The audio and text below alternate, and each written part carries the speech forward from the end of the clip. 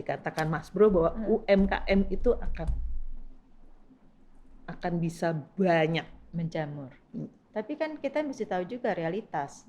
Maksudnya I read waktu itu nggak tahu di artikel mana gitu bahwa the truth is UMKM yang sekarang itu adalah 90% fail karena tidak di-maintain. Mungkin mereka dikasih pelatihan, oke, semangat kan, gitu kan, bikin. Tapi mereka tidak dikasih lagi pendampingan bagaimana supaya ini bisa mampu bersaing dengan UMKM lainnya, gitu loh. Bagaimana meningkatkan mutunya, gitu. Karena kan semakin banyak orang bergerak di bidang yang sama, persaingan kan semakin hebat. Ketat. Nah itu gimana mereka harus bisa struggle dan memenangkan pertarungan itu, gitu, dalam level yang sama. Walaupun memang UMKM-nya bisa berbagai macam, tapi kan dalam satu sektor itu pasti juga banyak sekali, gitu kan. HR zaman now itu seperti apa sekarang sih? Kan nggak mungkin sama kayak dulu when you were there gitu ya? Atau masih sama kalau sekarang, masih sama. Dari zaman saya masih bekerja, ada beberapa perusahaan HR-nya resourcing, outsourcing ke satu independen, yang hanya dikontrak satu project misalnya gitu. Saya juga nggak tahu bagaimana itu perusahaan itu bisa seperti itu gitu. Developnya gimana? Develop kan human resource itu kan namanya juga human resources gitu ya. Nggak cuma rekrutmen, nggak hanya diberi pelatihan gitu kan. Ini seperti apa selain pelatihan gitu? Kalau nggak ada gimana siapa yang mau nikah? Saya juga nggak ngerti waktu itu di perusahaan yang tetangga waktu itu seperti itu. Setiap kali saya tanya, manajernya siapa? Udah ganti lagi.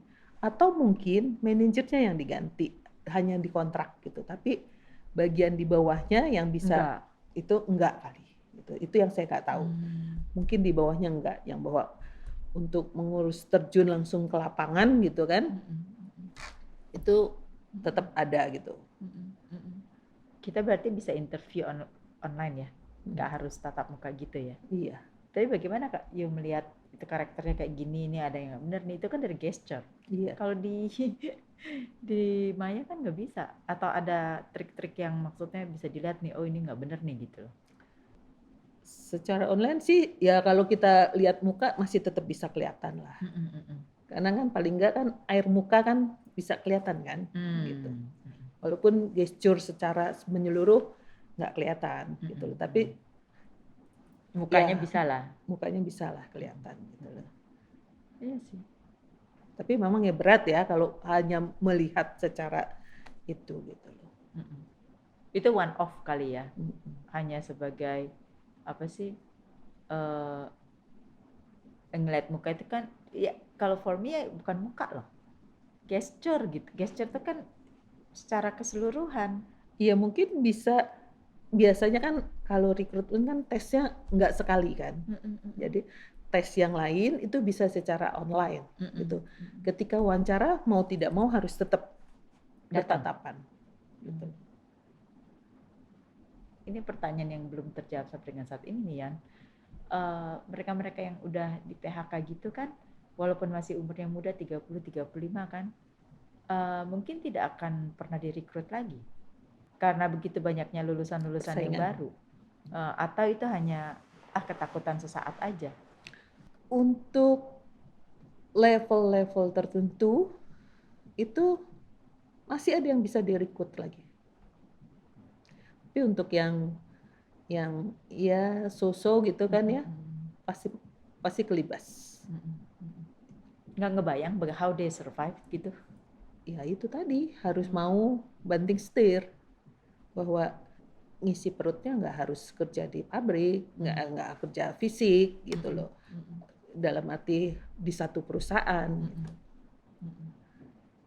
Mau tidak mau harus seperti itu gitu. Menerima kenyataan. Tapi kalau HRD oke, selain rekrutmen itu segala macam, apa sih asasnya dengan kita punya departemen ini? Secara rekrutmen ya how develop Ya, bagaimana kita bisa memberi entah pengetahuan, entah skill gitu kan pada karyawan sudah masuk gitu kan. Bagaimana kita maintain supaya turnover karyawan ini tidak tinggi. Kalau tinggi sangat melelahkan bagi HR. Karena kan rekrut lagi, mendidik lagi. Sudah terampil keluar. Karena apa? Karena apa yang dia harapkan, dia mimpikan tidak dia dapat di perusahaan ini. Gitu. Pasti keluar. Maintenance itu yang susah, gitu loh. Karena kan kebutuhan orang beda-beda ya, gitu loh. Ada yang cukup puas dengan dikasih gaji besar, tapi ada yang enggak, gitu loh. Saya tidak cari itu, gitu loh. Itu saja tidak cukup, gitu kan. Saya perlu pengakuan, gitu kan. Saya perlu rasa nyaman dalam bekerja, gitu loh. Kalau pekerjaan ini sangat stressful bagi saya, out, gitu. Saya lebih memilih kenyamanan pikiran dan hati saya, gitu misalnya. Padahal dia potensi sekali. Gitu loh. Ya seperti itulah. Gitu loh. Tapi ada juga bagaimana, gitulah. Ini sudah tidak bisa diapa-apain orang ini gitu ya. Tapi nggak bisa dikeluarin. Tapi dia tidak mau keluar gitu loh. Tapi kan bisa dikeluarin kan? Atau bisa dikeluarin kalau dia punya kesalahan kan, gitu loh. Dia secara aturan lah gitulah, aturan tenaga kerja, dia tidak melakukan kesalahan fatal yang bisa dikeluarin. Itu kan harus bagaimana maintain orang-orang sulit seperti ini. Bagaimana tuh? Pernah nggak kejadian seperti itu yang akhirnya get the best, maksudnya akhirnya dia keluar atau akhirnya dia move atau apa? Ada yang sangat sulit seperti itu. Akhirnya memang bisa dikasih di approach lah, pelan-pelan. Harus approach pribadi ya, gitu loh, diajak bicara, sering-sering diajak bicara gitu kan. Akhirnya memang kita tahu kenapa dia seperti itu tuh kenapa. Kalau kita bisa perbaiki, kita bantu ya kita bantu dan itu akan berubah. Gitu. Tapi kalau tidak bisa dibantu dan dia memang seperti itu, ya kita tawarin, better. You go. Kalau tetap dia nggak mau? Kalau tetap dia nggak mau, ya stuck deh gitu. Kalau tetap dia nggak mau, biasanya akan dipantau secara ketat. Dipantau secara ketat, pasti satu saat dia buat kesalahan. Waduh, kesian juga ya. Nah itu nggak fair juga tuh kayak gitu. Karena kita udah beri kesempatan kan bagi dia, gitu loh. Kita kasih ini, gitu kan. Dia nggak mau, tapi dia juga nggak mau meningkatkan, misalnya apa yang kurang dari dia selama ini, gitu kan. Dia kasih pengertian juga nggak mau. Gitu. Karena ini kan yang kita tahu perusahaan-perusahaan yang survive itu kan perusahaan yang pasti keep karyawannya as it is kan, nggak merekrut yang baru. Sedangkan graduation itu terus-terusan tuh. Sekali satu produksi berapa juta kan. Terus kalau dulu bilangnya ya udah kalau nggak di Indonesia di luar aja masih ada. Nah sekarang di luar juga kan struggling yang sama gitu. Itu gimana tuh ya kita memberikan apa sih kayak inspiring anak-anak muda milenial itu selain mereka menganggap remeh bahwa aku bisa kok di sosial media aja ntar juga gue dibayar gitu. Padahal itu nggak seberapa juga sih. Kita udah tahu di sini tuh nggak seberapa. Kecuali kalau memang yang gila-gilaan 20 juta, 30 juta viewersnya itu beda ya.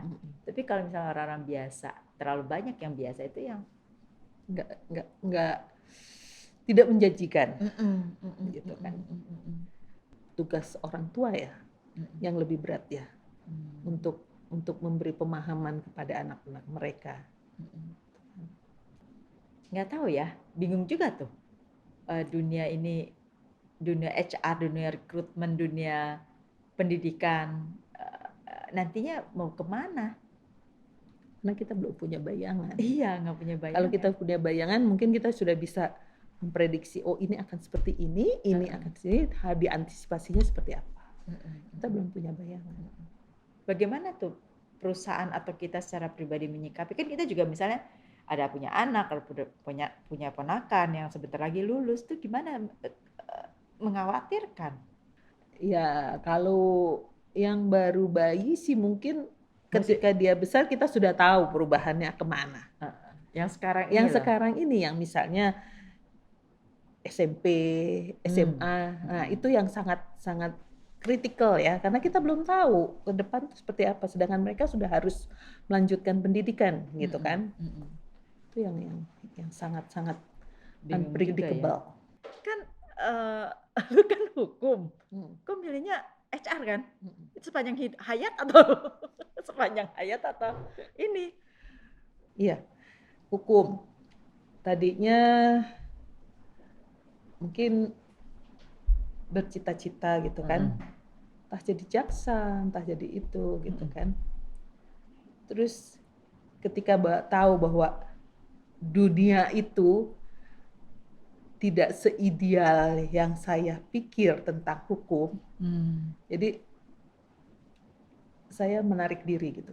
Saya tidak mau ikut tercemplung ke dalam dunia yang seperti itu gitu kan. Jadi apa yang saya bisa buat dengan ilmu saya, tapi juga tidak bermain di area itu gitu kan. Saya melihat bahwa HR itu bisa memakai ilmu saya gitu loh, karena banyak peraturan-peraturan yang harus juga kita tahu untuk bidang ini gitu loh. Karena ya seperti yang saya bilang di awal, pengusaha pasti akan mencari yang seminim mungkin kan gitu loh. Kalau kita tidak tahu aturannya pasti akan dimainin gitu loh. Kalau kita tahu aturannya, kita akan berargumen bahwa aturannya seperti ini gitu loh. You mau nggak gitu? Kalau nggak mau, siap diperiksa. Gitu. Seperti itu gitu loh, bahwa ilmu saya tetap berguna gitu loh, bahwa ada seperti itu gitu.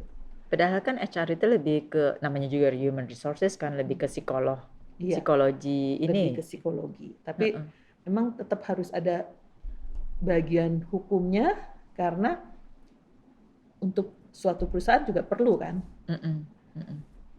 Tapi kan di perusahaan ada bagian legal. Ada yang punya legal, ada yang enggak. Ketika tersandung satu masalah misalnya gitu kan. Saya pernah, perusahaan tidak bisa memberi bonus kepada karyawan. Karyawan tidak mau tahu bahwa di peraturan perusahaan itu ada bahwa akhir tahun perusahaan akan memberi bonus. Mereka menuntut sampai ke departemen tenaga kerja.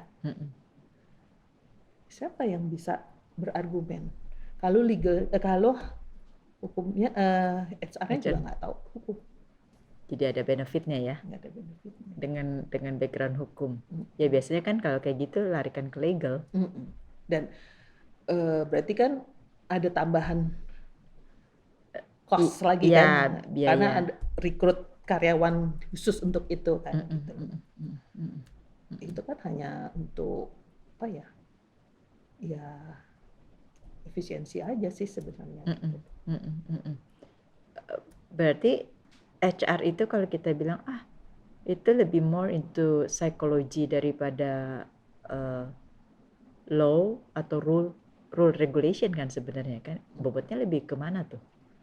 Sebelah sini atau sebelah sini atau begini? Balance. Harusnya balance. Balance ya. Karena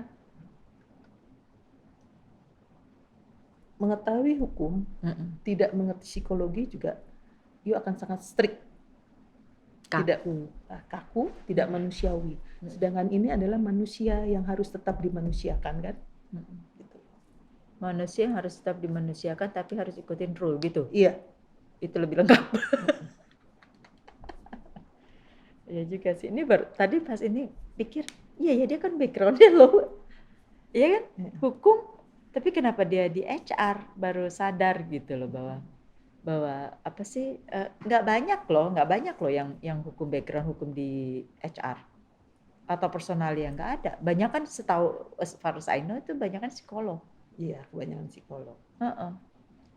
Psikolog tuh lebih banyak biasanya di bagian rekrutmen. Atau pelatihan nggak ya? Pelatihan nggak juga, karena kan Development maksudnya? Iya. Nggak juga ya, itu lebih ke malah manajemennya dia kan. Iya, lebih ke situ ya. Tapi kita ngomongin begini-gini, apakah HR yang kita bicarakan ini sama dengan untuk besok? Ya kan? Iya. Ya kan? Kita nggak tahu. Kita kan nggak tahu kan. Tapi apakah bisa diprediksi bahwa besok tuh HR-nya kayak begini, bahwa personalnya kayak begini? More than less basicnya masih lah ya, base-nya ya. Base-nya Tapi harus di reinvent, maksudnya harus diperhatikan lagi, di-adjust dengan kondisi yang sekarang ini ya. Ya sih, susah loh. Ya kalau kita kan rekrut ya, karena semuanya berdasarkan skill kan. Ya kan, skill sama oke, kalau karakter kita udah nggak usah bicarain, tapi skill dan memang antusiasme yang dilihat. Pekerjaan begini kan nggak yang seperti pabrik. Ya sebelum di pabrik kan saya juga dulu di kreatif ya, gitu kan. Beda sekali memang gitu loh. Di kreatif tuh di HR-nya juga atau? Enggak di HR, saya nggak pegang HR gitu loh. Tapi kan saya melihat gitu loh, bahwa personal ini kok begini ya gitu loh. Saya mempelajari gitu kan. Ketika saya di pabrik, beda sekali gitu kan. Bagaimana dulu saya harus approach gitu bagian ini supaya target saya berhasil gitu kan. Dulu di bagian kreatif mana? Ya. Advertising kan. Advertising maksudnya bagian lebih ke. Aku pegang ininya, marketing sama medianya. Media promo atau media? Media promo. Jadi mulai produksi sampai terus masukin ke stasiun TV, masukin ke surat kabar. Dulu masih zaman seperti itu kan. Iya. Jadi tengah-tengah malam karena jadwal harus masuk Kompas jam sekian gitu kan. Kayaknya sounds familiar. kayak seperti itu gitu kan. Shooting produk gitu kan. Karena mau lebaran harus pakai ketupat. Sedangkan kulit ketupat itu rentan sekali berwarna coklat. Kita beli tidak bisa dadakan, ya kan? Taruh di kamar mandi supaya dia dingin. Direndam pakai es. Ya kan? Bikin kulit ketupatnya pun harus dadakan. Air es dipegang gitu, bikin kulit ketupat. Yang ngambil fotografinya nggak dapet. Aduh, mangkelnya. Kayak makanan gitu kan. Restoran. Kan nggak mungkin itu dibikin mateng. Di fotografi kan jelek ya. Pasti kan setengah mateng sebenarnya. Terus kayaknya nih dejavu. Ya kayak gitulah gitu kan. Sementara misalnya gitu kan, kayak sekarang mesti ngerasain lah ya, jadi marketing. Gue harus presentasi nih besok gitu. Bagian kreatif gue bilang, yang suruh lu janji besok siapa? Iya kan? Gue harus nge-push dia bagaimana caranya dia mau ngerjain ini loh proyek gue yang hello, udah janji loh sama klien gitu loh. Ya orang kreatif kan emang nggak bisa diuber-uber ya. Coba yang kenceng. Orang apa tadi? Langsung, Wahyu langsung gini. Dia akan ngintip bilang, tapi dia akan bilang, mood gue belum ada. Nah, moodnya belum ada. Iya kan? Kalau udah bilang moodnya belum ada, speechless deh. Itu mengingatkan sekali tuh. Yang udah tinggal ditungguin tapi masih ngechat. Kalau enggak, ntar ya sebatang dulu katanya. Wah, itu menjurus tuh. Cukup lama saya di sana kan, jadi tahu gitu.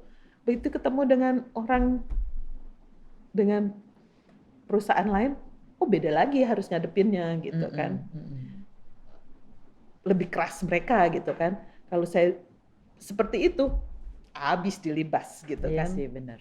Gitu. Orang kreatif nggak bisa dikerasin. Kalau ini, wah itu bisik-bisik dong. Jangan bisik-bisik, ini mereka udah pasang kuping semua tuh.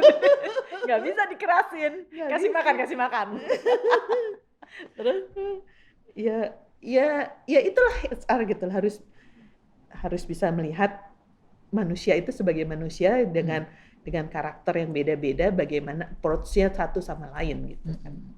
Ini berbeda banget ya dari kreatif ke HR ya. HR kan maksudnya apalagi hukum lagi, kaku banget kan. Sedangkan kaku kreatif banget. Kan boro-boro kaku, udah nggak tahu mana pangkal mana ujungnya kan. Kayak gitu. Kaku dan keras gitu kan. Orang hukum tuh kebanyakan seperti itu kan gitu, dan pegang HR pula. Jadi untuk sebagian mengatakan bahwa memang saya tuh galak, keras gitu kan. Tapi kalau yang mengerti gitu kan, ketika mereka punya masalah, nangisnya juga ke saya. Sehingga saya juga bingung gitu loh. Fair. Kalau HR itu kan disukai itu karena walaupun kelihatan mukanya galak gitu segala macam ya, karena fair bahwa nggak kesini. Dia tahu bahwa kalau curhat ada benernya, akan disupport, akan dibela, dan akan dibicarakan pada manajemen kan. Nah, jadi kalau manajemen istilahnya percaya, oke, whatever yang nanti ini ya itu ngomongin deh ke karyawan on behalf of management gitu loh, yang seperti itu kan sebenarnya. Tapi kedepannya nggak tahu lah. Kalau yang kayak gitu mendingan ke kreatif lagi aja ya. Dan lihat tuh kan enak kreatif gitu. Kerja sampai subuh juga sih. Iya.